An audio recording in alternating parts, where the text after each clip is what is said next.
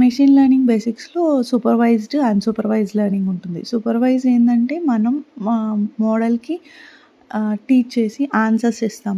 అదే అన్‌సూపర్వైజ్డ్‌లో ఏమవుతదంటే మోడలే ప్యాటర్న్ బట్టి ఆహ్, అదే ఆన్సర్స్ అనేది హ్మ్.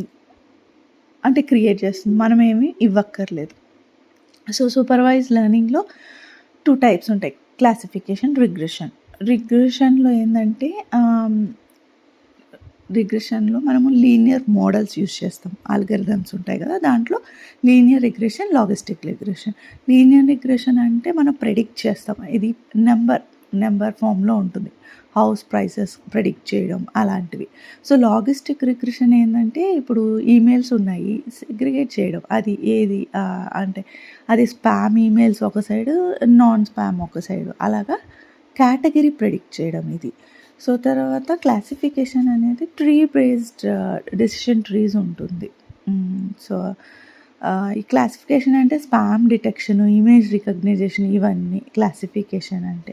సో, ఇప్పుడు డెసిషన్ ట్రీస్ అంటే అది క్వెషన్స్ అడుగుతూ డెసిషన్స్ అనేది తీసుకుంటుంది.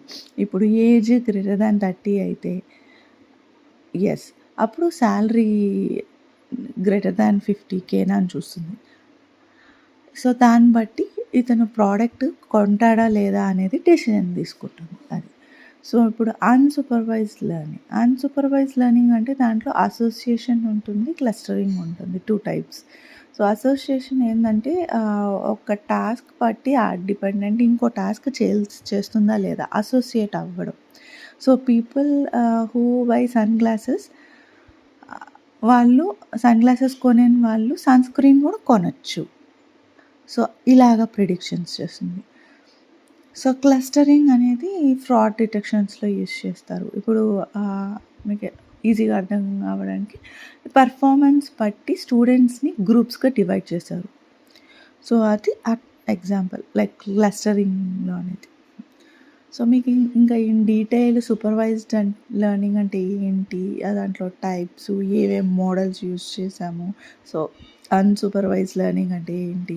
సో, ఇంకొంచెం డీటెయిల్‌గా కావాలి అని అంటే నేను ఇంకొన్ని వీడియోస్ చేసున్నాను. అవి డిస్క్రిప్షన్‌లో లింక్స్ పెడతాను చూడండి.